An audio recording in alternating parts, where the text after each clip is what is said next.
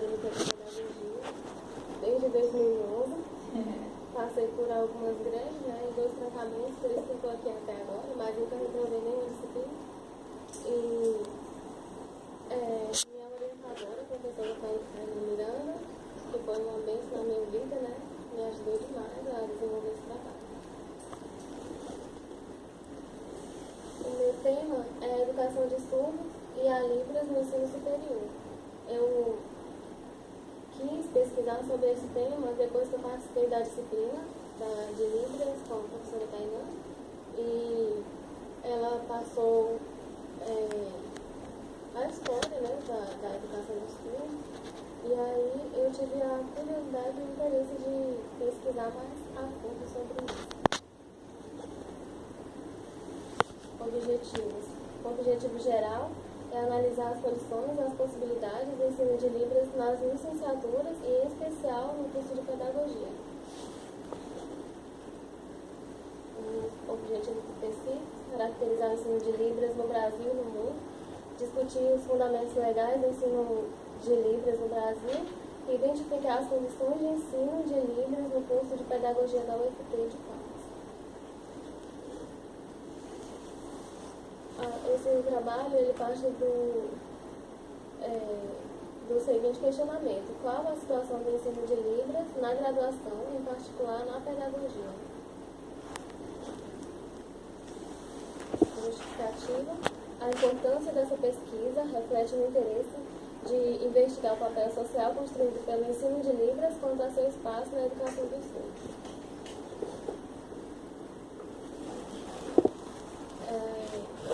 A minha pesquisa foi estruturada na forma de pesquisa bibliográfica, que consiste na leitura e fechamento do material bibliográfico selecionado, que servirá de subsídio para a redação da fundamentação teórica. Nesse caso, eu não coloquei nas minhas referências os autores, né, que eu especifiquei aqui, mas posteriormente eu vou conseguir. A estrutura, né, da pesquisa. Essa pesquisa, o meu trabalho, está estruturado em 3 capítulos e 6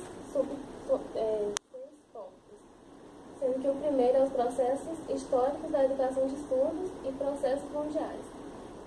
Ao longo da Idade Antiga e Idade Média, os surdos eles não eram considerados como pessoas capazes de aprender. Eles eram constantemente colocados à margem da sociedade. Muitas vezes eram os monges da época, do tempo, que saíam acolhendo os surdos para poder dar alimento e vestimenta, água, essas coisas, porque eles realmente eram desprezados.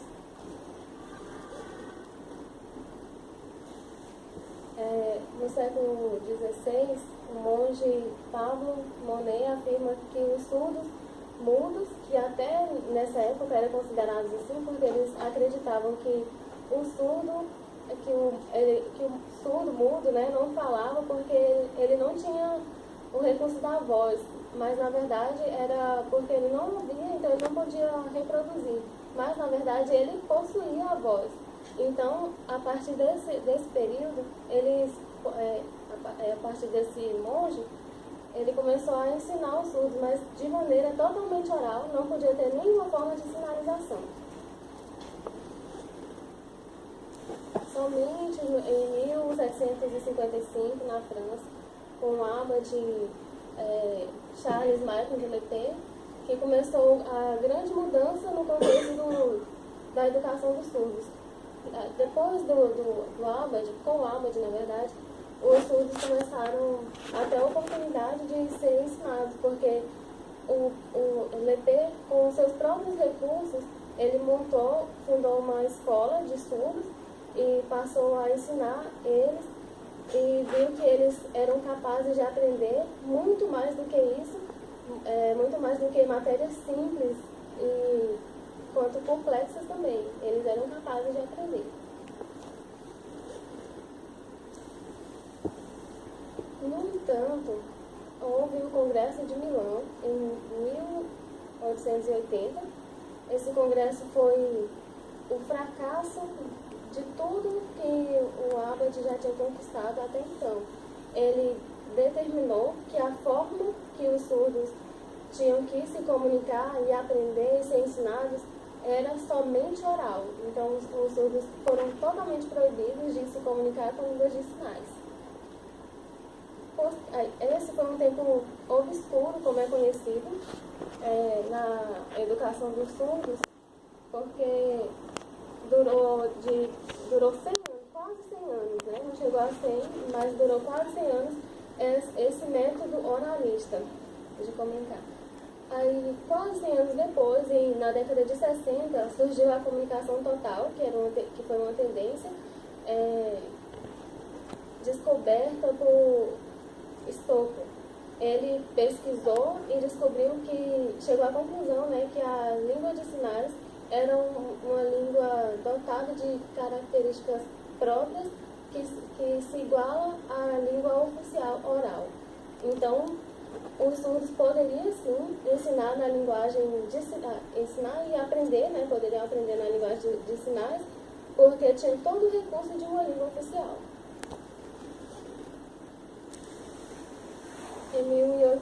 Agora a educação de surdos no Brasil, né?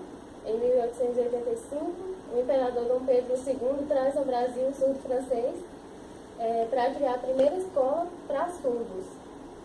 Aí, no Brasil, depois disso, não se sabe a motivação que o imperador trouxe, Ernest, né?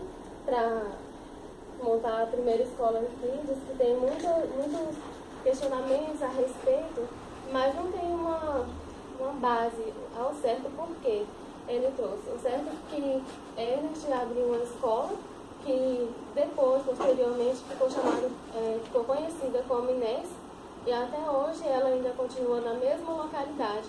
E foi muito bom para a educação dos surdos. Eles começaram a aprender na linguagem de sinais.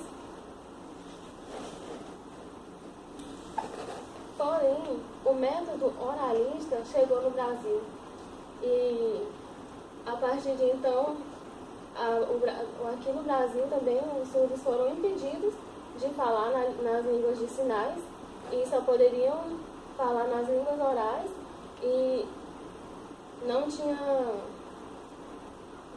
podia mesmo falar, e eles eram colocados em escolas separadas dos outros. E nessas escolas, como havia outros surdos nesses internatos, eles começaram a se comunicar, mesmo que escondido, né? Eles começaram a se comunicar pela forma de sinais, e aí surge a comunidade, né? E essa comunidade surda começou a lutar pelos seus direitos. E nessa luta pelos direitos, eles fundaram a FENES, que é a Federação Nacional de Educação dos Surdos.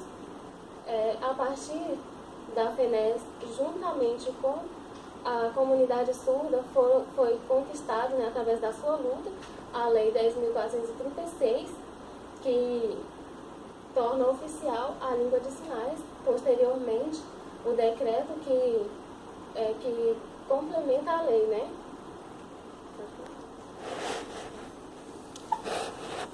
Da garantia legal e dos impasses. O decreto assegura o ensino da língua de sinais nos cursos de formação de professores.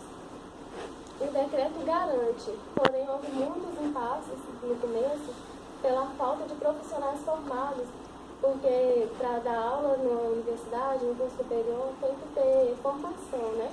E até então só tinha muitos técnicos, mas ninguém com formação de nível superior. Então isso foi um impasse muito grande para a implementação da disciplina.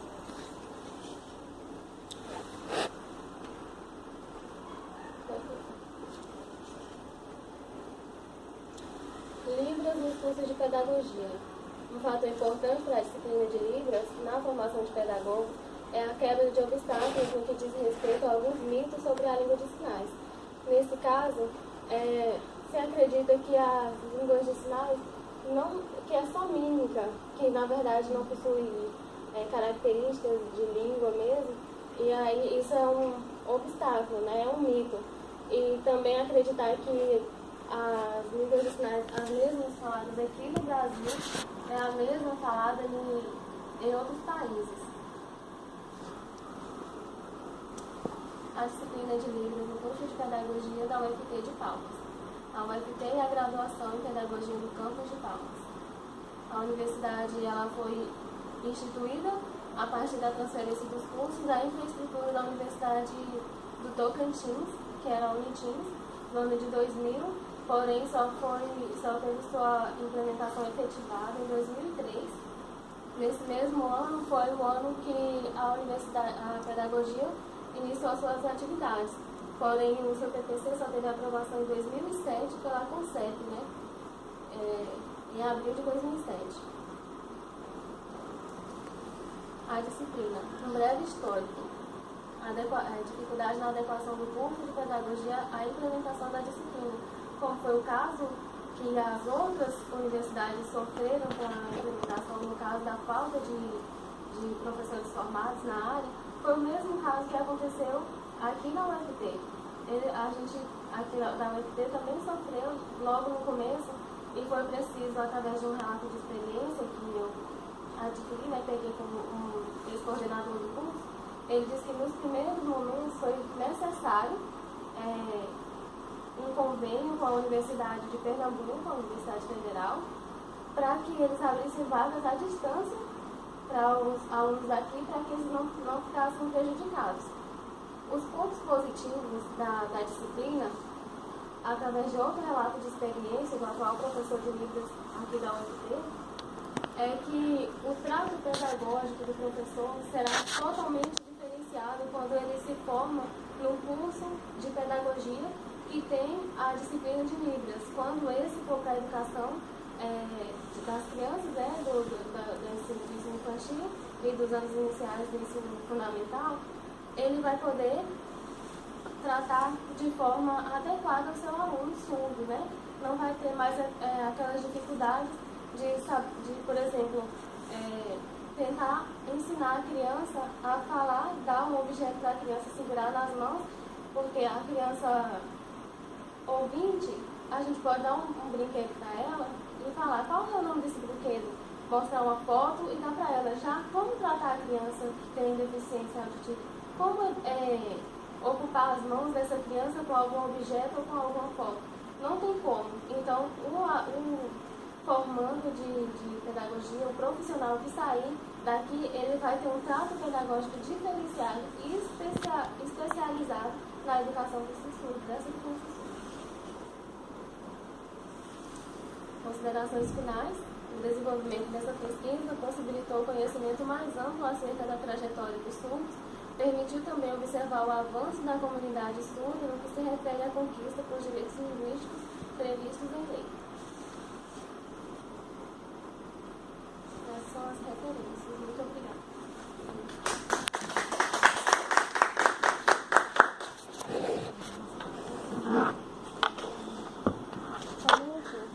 Pode continuar. Um pouco. Pode continuar. Vai levar água?